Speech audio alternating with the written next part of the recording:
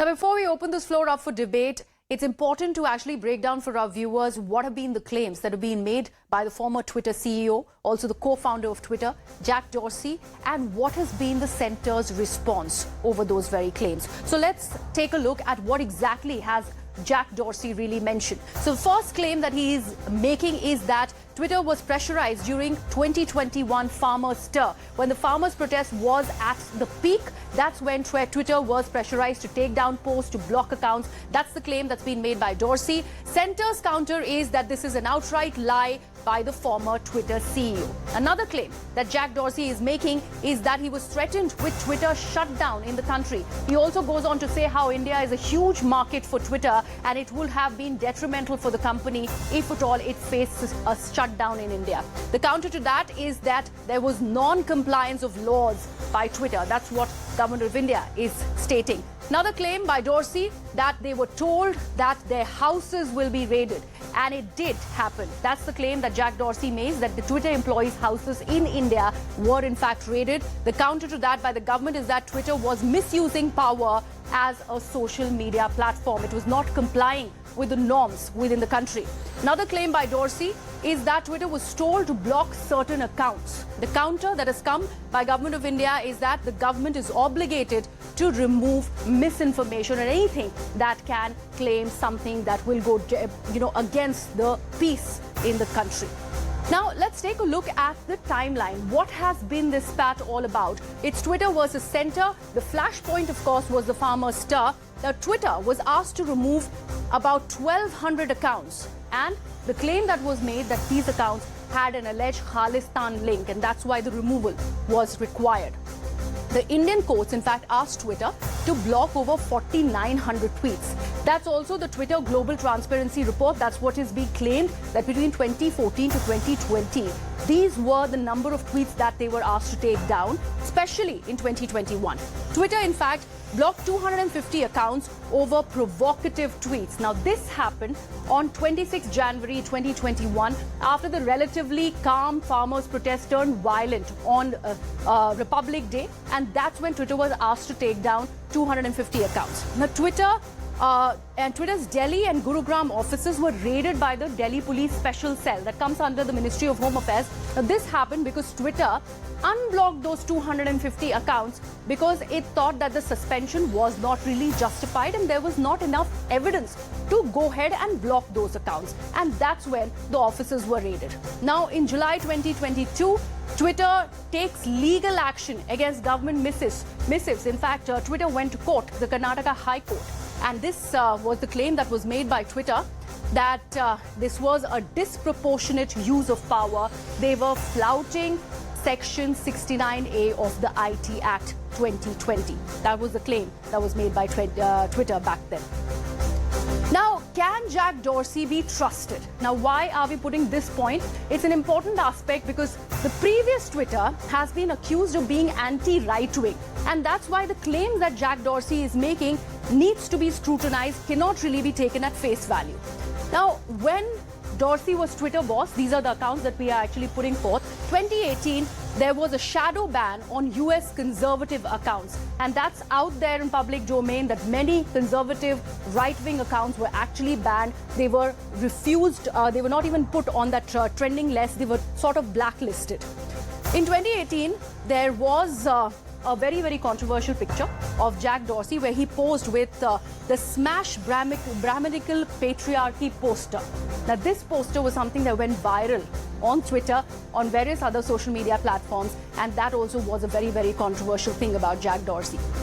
2019, Twitter banned political advertisements. No political advertisements were allowed on the platform. Another controversy associated with Twitter. Also talking about how the platform was not going to take any political lines. At least that was the endorsement that was made by the platform. 2019 again, the Twitter was in fact summoned by the parliamentary panel over privacy concerns. There were a lot of reports about how data is being misused on the platform, and that's where there was a lot of answering that Jack Dorsey had to do of being the ex-Twitter boss. 2021, now they went ahead and banned Donald Trump from Twitter despite he being the sitting US president back then, and that was an independent treatment that was meted out to Donald Trump, and that became much controversial. And this was much before the Capitol riots really happened. 2021 again.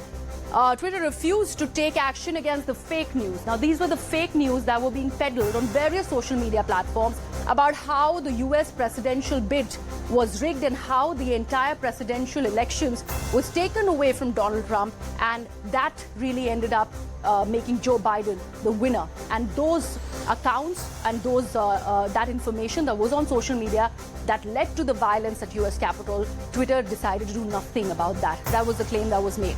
2021 again, blocked New York Post story on Hunter Biden. Now, this was done despite it having no political sort of obligation. They decided to independently go ahead and ban a story on Donald Trump, on Joe Biden's son, Hunter Biden, on he having some business associations in Ukraine. And that story was blocked from Twitter. It was decided independently by Twitter that they would not allow the spread of that story. Very, very controversial again. Again in 2021, this was a manipulated media label that had invited that police visit that we were telling you about. The fact that the police went to Twitter offices in Delhi and Gurugram was because there were certain tweets that were labeled manipulative media. Let's now take a look at the kind of reactions that this entire story has attracted. Then we'll go further and open the floor up for debate. जो कहा गया है वो झूठ और सफेद झूठ है। वर्षों की नींद के बाद जागे जैक डॉर्से अपने काले कारनामों पर पर्दा डालना चाहते हैं। जब ट्विटर को खरीदा भी गया दूसरे व्यक्ति के द्वारा, तब ट्विटर फाइल्स में खुलासा हुआ कि किस तरह से इस प्लेटफॉर्म का दुरुपयोग किया जाता था, पक्षपात किया जाता था। Truth is coming today, and in the name of through Jack it is coming, and democracy is under attack in India. Democracy, because of the agencies, the people who are in power don't want the opposing voices to be heard. Chandrasekhar has been asked to do this kind of jobs by Mr. Amit Shah and Modi to just deny in a denial mode only. Yesterday's data breach also he was in a denial mood. Today also in Jack's issue also he is on a denial mood. The Twitter ex-founder and their ex-CEO, Mr. Jack Dorsey, has said that Modi government and Prime Minister used to ask for accounts of farmers and their farmer organizations to be blocked, accounts of journalists to be blocked and be shut down. Or otherwise Twitter's office will be raided, their employees will be raided. This proves that we have dictatorship in garb of democracy in the country. Let Prime Minister come forward and answer. ये Twitter के लोग वही हैं जो महिलाओं की गलत तस्वीरें पर ट्वीट करते थे, कार्रवाई करने से इनकार करते थे। और ये ट्विटर के लोग वही थे जो अमेरिकन कांग्रेस में पेश होंगे, ब्रिटिश संसद में पेश होंगे, लेकिन भारत की संसदीय कमेटी में नहीं पेश होंगे। तो ये ना भारत का संविधान उस समय मानते थे, ना भारत का कानून मानते थे। और सबसे बड़ी बात है कि हम लोगों ने कहा था कि आप अपने अकाउंट को वेरीफाई करिए। भारत में सारे सोशल मीडिया का पूरा सम्मान है। भारत एक लोकतंत्र है, लेकिन भारत का संविधान, भारत का कानून मानना पड़ेगा। तो मौका ढूंढते हैं कि भारत के लोकतंत्र को कैसे बदनाम किया जाए।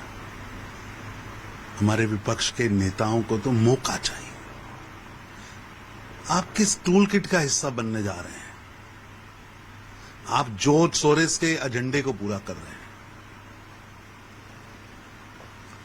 भारत में दुनिया की दमक बड़ी है, अब इन षड्यंत्रों से रुकने वाली नहीं है। Well, what Jack Dorsey has said is not surprising at all. In the past 9 years, after 2014, there has been a systematic erosion of the freedom of speech and expression and civil liberties in the country. I would definitely like to add that the media itself is also to blame when certain sections of the media became pet performing poodles. Well, it's quite obvious that Dorsey is lying. The truth is that Twitter under Dorsey was in violation of Indian laws for an extended period. and they were asked to comply with the law of the land. अब चोरी पकड़ी गई है तो जिसने चोरी की वो तो नहीं कहेगा कि मैंने चोरी की। हाँ, जिसके साथ चोरी हुई है वो कह रहा है साफ साफ कि हाँ, हमको रोका जाता था, हमसे कहा जाता था ये बड़े नेताओं की या बड़े लोगों की बातें हैं, इसको आप मत दिखाइए। ये हमने पहले भी आशंका व्यक्त की थी। कांग्रेस ने हमेशा कहा दबाव है, और फिर पुलिस चहलकदमी करते हुए क्यों गई थी, वो रिकॉर्ड भी सामने है। और मैं मानता अगर वो एक देश के लिए कहते, उन तो 3-4 देशों का नाम लिया है। ये पहले सीईओ थे ना, ये टूल किट के हिस्सा हो करके उन्हें भारत का खिलाफ नेगेटिव नैरेटिव चलाने के लिए मदद करते थे। या हर देश में कानून रहता है, उसका कानून पालन करना सभी को जिम्मेदारी है। उसका कानून का खिलाफ कारोबार नहीं कर सकता। भारत का टेरिटोरी में वो ट्विटर भारत का रूल्स फॉलो करना उसकी जिम्मेदारी है। The statement of ex-CEO of Twitter, totally alarming and shocking for all of us. The entire government machinery is pressurizing the Twitter CEO to suppress the opposition voice, shut the opposition voice. That is why they banned Rahul Gandhi's Twitter account that point of time. That is why they banned most of the opposition leaders' Twitter account. Where is the media freedom of expression? Where is the freedom of media? This government is shutting down the entire freedom of the media. For what? For suppressing their failure, for their divisive agenda. Allow me to welcome my guest this evening. Tuhin Sinha of the BJP is with us. Also with us is Dolly Sharma of the Congress Party. Abhishek Banerjee, who's a columnist, is also with us. We are also expecting a cyber expert to join us during the course of this debate. But let me begin with you, Tuhin. The fact that these are serious allegations that have been leveled by the former Twitter CEO. He claims that there was too much of a pressure that was put on Twitter by the government. There were pressures to take down content. In fact, there was a data that was also shared in the parliament that spoke about how between 2014 to 2020, the increase in regulation of Twitter and taking down content increased by 2,000%. Well, good evening, everybody. Twitter under Jack Dorsey had basically started acting as a rogue entity. And at the core of the problem was their willful defiance of Indian laws, their willful defiance to conform to the intermediary laws for an extended period between 2020 and 2022. Now, if they peddle fake news with regard, I'll give you one specific instance. In 2021, when there were farmer protests on the eve of on our Republic Day, a lot of people had tweeted, or specifically somebody like Rajeev Chandrasekhar had tweeted about a farmer being killed by in police firing, which was absolutely untrue. If we as a responsible government asked Twitter to take that particular tweet off because that spreads misinformation, that has the potential to inflame sentiments and to cause law and order problems, what problem should Twitter have? The problem with Twitter is that with the Twitter of Jack Dorsey basically was that it wanted to weaponize misinformation. It wanted to cater to the political interests of their bosses, which clearly was a woke mindset. The guy would come to India and smash Brahminical patriarchy. What does that mean? He very clearly wanted to peddle to a certain political agenda, which the government had a problem with. The way he de-amplified many accounts of people supporting the government without reason was a clear violation of Article 14 and Article 19 of our Constitution. So I think, we gave him a long rope. The Twitter files which came to the fore after Elon Musk took over Twitter very clearly exposed the malified agenda of Twitter under Jack Dorsey. And I don't think that needs any explanation. They had a similar agenda in US where they banned the account of Donald Trump. So, Tuhin, when you say that this was violative of freedom of expression in the country, you have cited Article 14 and 19. That was the reason that was cited by Twitter when it reinstated those 250 accounts that the government of India wanted Twitter to ban at that time in 2021. And they said that this was not violative. In fact, they were not really doing anything about what you were accusing them to, and this will be violative of freedom of speech and expression, and that's why they cannot go ahead and block those accounts. If the government had asked Twitter to ban, or number one, to my knowledge, they did not specifically ask them to ban accounts. They asked Twitter to remove a lot of tweets which was specifically peddling misinformation. And misinformation in today's age is probably, the biggest fodder for creating law and order problems. And all these so-called fact checkers, some of these so-called fact checkers which exist on Twitter today, I think their primary agenda is only to peddle falsehood, which was what was happening and which is what the government had a problem with. No, but you're saying that the government has asked Twitter not to remove any accounts. But Twitter is claiming, and that the data also that's been put forth, is that 250 accounts specifically were asked to be removed from the social media platform. And this has been put out there. And after Twitter decided to reinstate those accounts is when they sent the cops on Twitter. That was the claim that was made. No, if there are certain accounts which are peddling fake news, which can lead to a potential law and order problem, only and only in those cases the government has intervened. Okay. And the government has a right to intervene in those cases. But again, I bring you to the main point. Twitter managed to get away with impunity by flouting, Indian laws for a good period of 2 years. And when they were put into a corner, when they were asked to comply with it, that is when, the meltdown happened. That is when all these accusations came to the fore. Okay. Let me bring in the member of the Congress party who is with us on the broadcast, Dolly Sharma. Thank you so much for being with us. I'd like to understand from the Congress party. Congress party is creating a lot of hue and cry over these statements that have been made by the former Twitter CEO.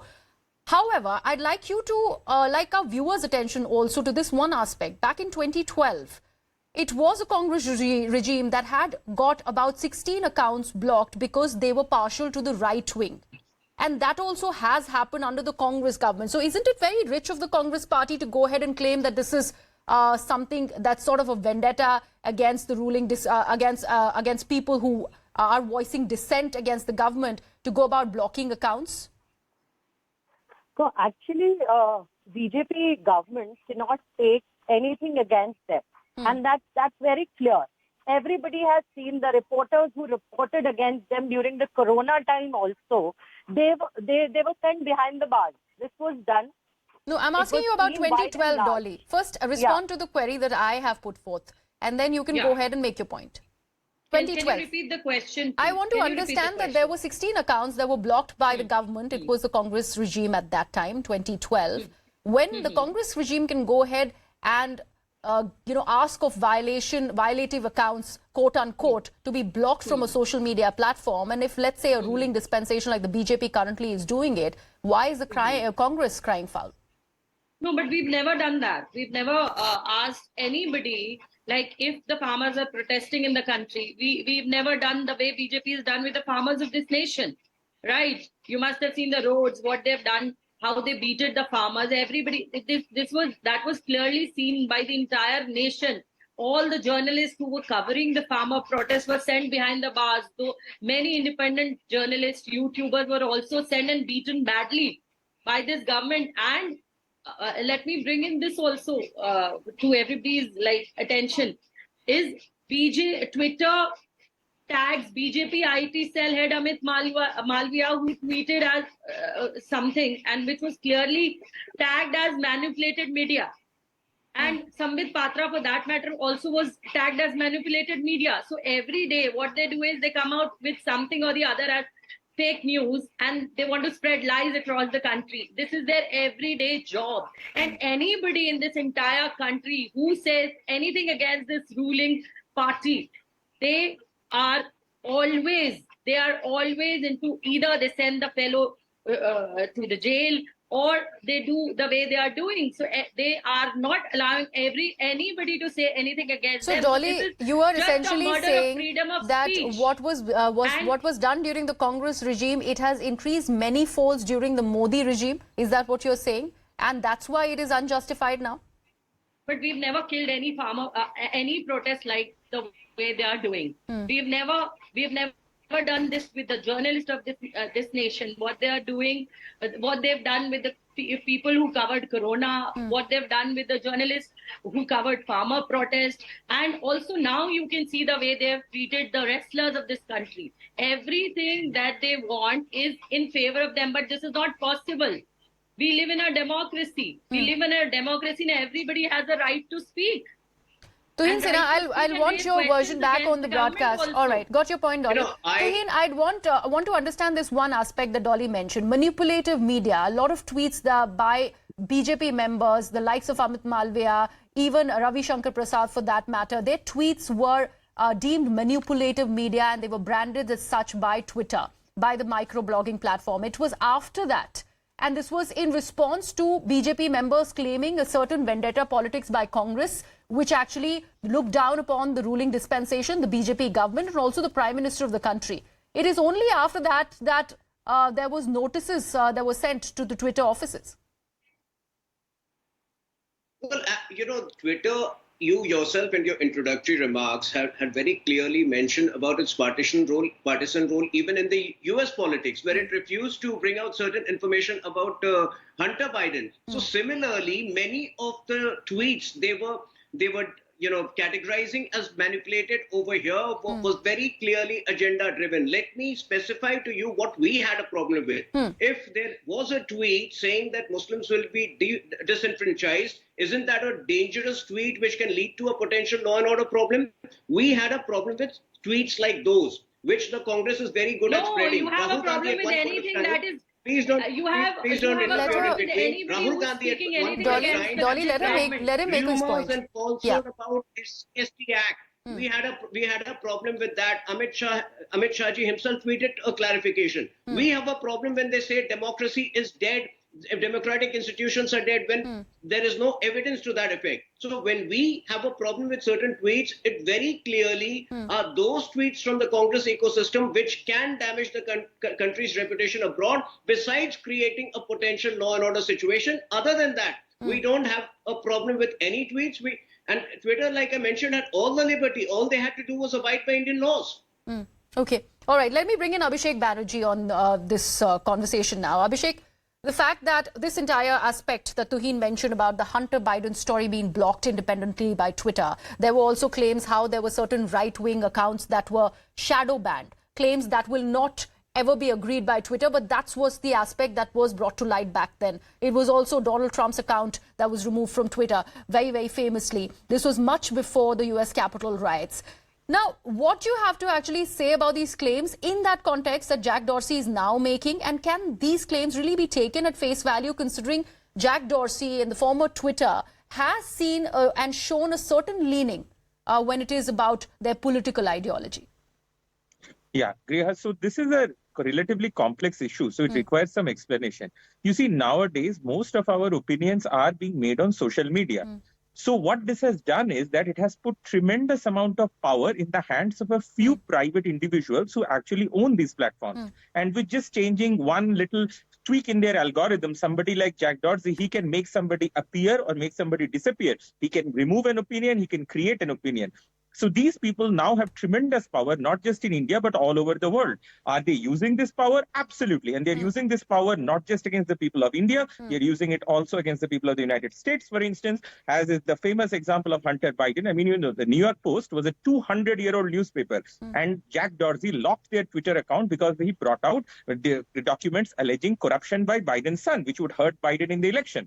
So the American people, they could not get a fair look at the candidates because of Jack Dorsey. It's just one man. It's not about which side you are on. That's very important. It's about whether you believe in democracy. Jack Dorsey should not be deciding who will be the president of the United States. Jack Dorsey should not be deciding who will be the prime minister of India. But these big tech platforms are out to do exactly that. And never in history has any dictator or any private individual had so much power to censor on such a mass scale as these platforms have. Okay, so but Abhishek, the fact that you were claiming that it can't be taken as face value, but what has been said by Jack Dorsey is also pretty much been seconded by the current CEO, Mr. Elon Musk. He said that the laws in India are very, very stringent. Yeah. No, I'm not rejecting Jack Dorsey's claims at all. In fact, what I am saying is, I really hope that the government decided to put a leash on Twitter, because like every other business, if you come to India and open a car company in India, you have to abide by Indian laws. If you want to run a social media platform in India, you have to abide by Indian laws. And it is these individuals, these big tech platforms, who are trying to take over democracy everywhere. Yes, and I'll tell you clearly, it's about choosing between the lesser of two evils. Do I trust the Indian government to always get everything right? No. But I trust Jack Dorsey even less. Okay. Because Jack Dorsey is one guy sitting in California. And now, this is how the big tech platforms work. This one guy sitting somewhere in California can make an opinion appear or disappear anywhere in India. With this much power, I need local laws. So I prefer local government to an unelected group of elites sitting somewhere in California trying to control my country. Okay. Thank you so much for your views, Abhishek. I'd request you to stay on. Let me, on this note, also welcome N.S. Napinai, who's a cyber expert and also the founder of Cyber Sati Foundation. Ms. Napinai, thank you so much for being a part of this conversation, a very important one that we are having. And I need your specific inputs at this point in this conversation. I'd like to understand, what are these claims of these rule breaks that the BJP government is talking about that happened during Jack Dorsey's regime while he was the Twitter CEO back then? See, I don't answer for the government, so I'm not here to list out what possibly could have been the various issues. But you are aware that probably, I think, even in your platform, you have covered certain aspects of it, where when questions were raised about taking down certain content, Twitter took a stand that it will not abide by India's laws. Their stand at that point of time was that we will evaluate and decide what is constitutional and what is not.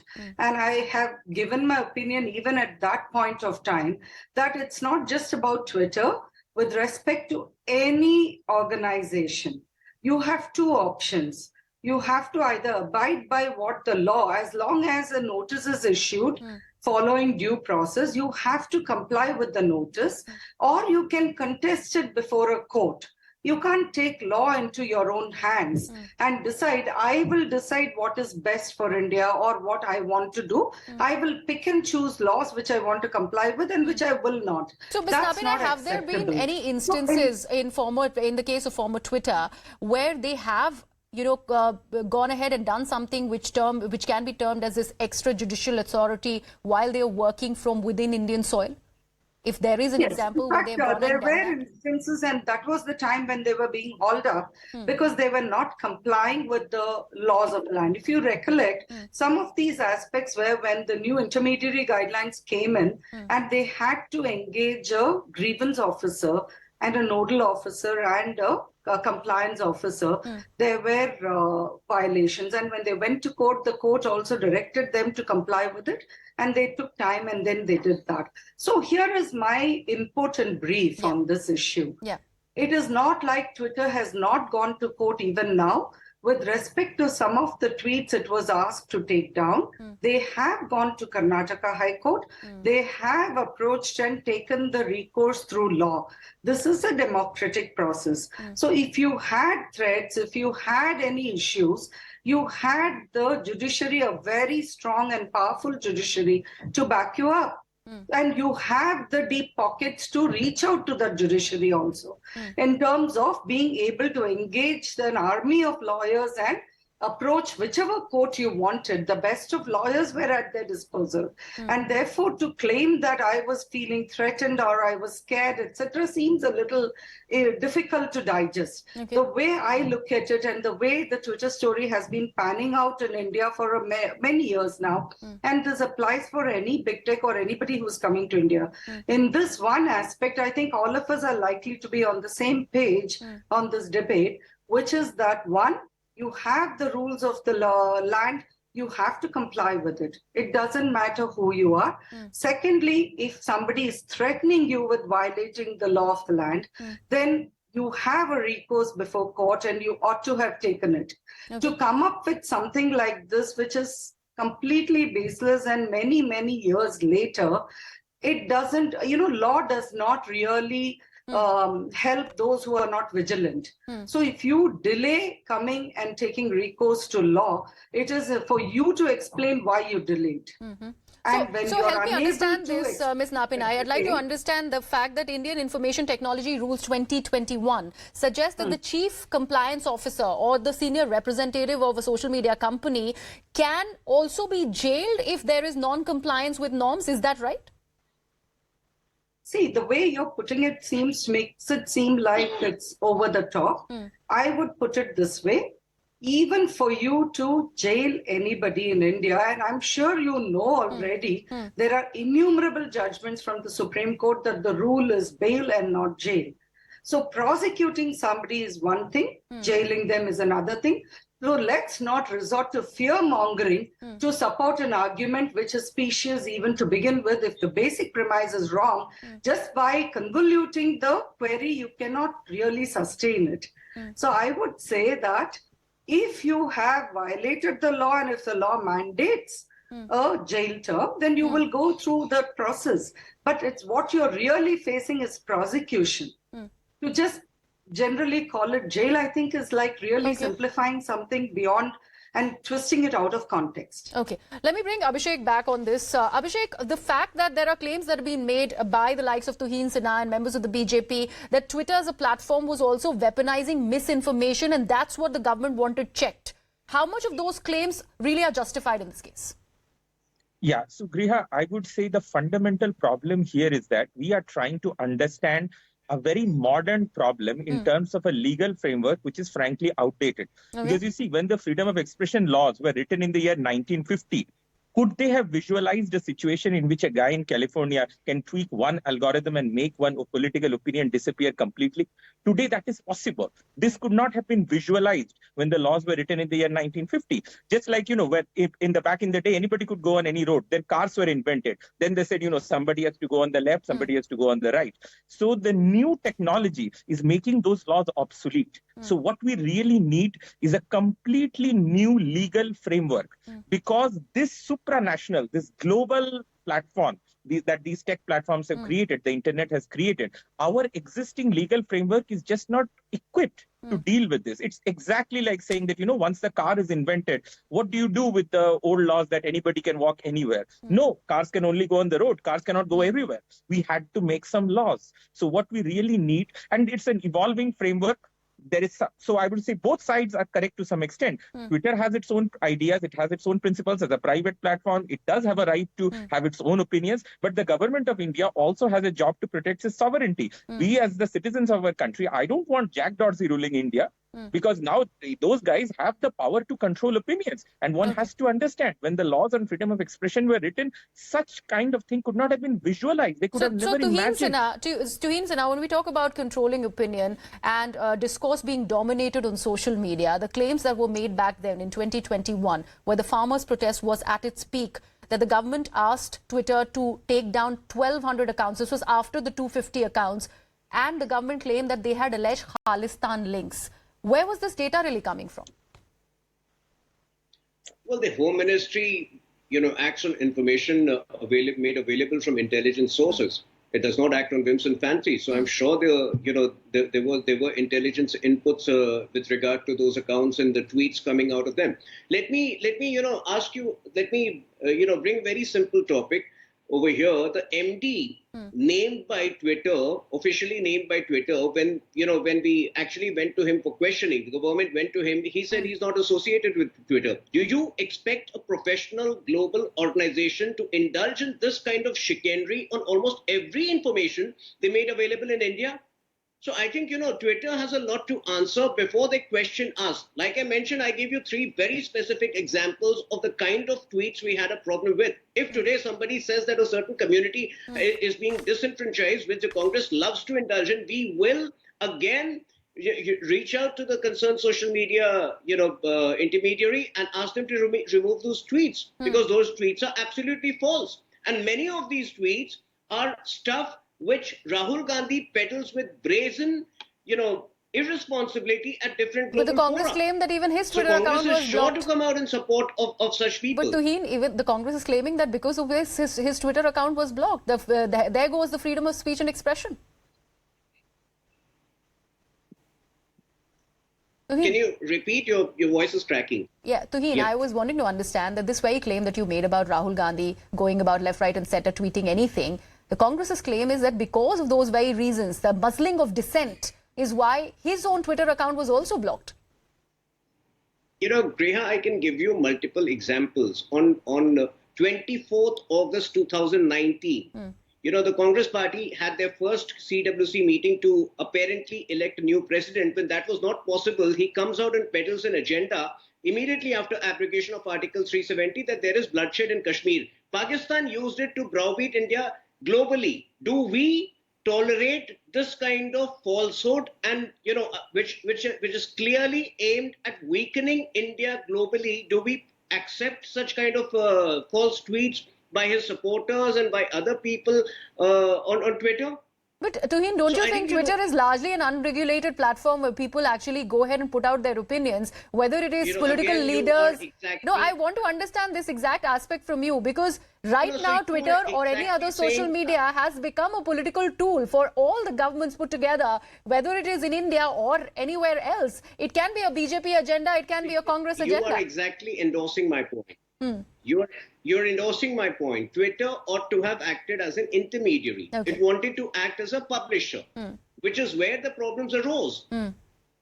Like I said, I mean, when we asked them to take off certain tweets, they were not personal tweets. They were certainly, you know, very politically explosive tweets.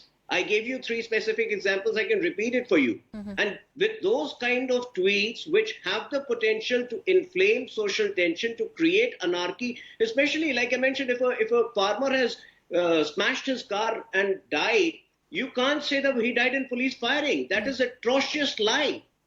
Okay.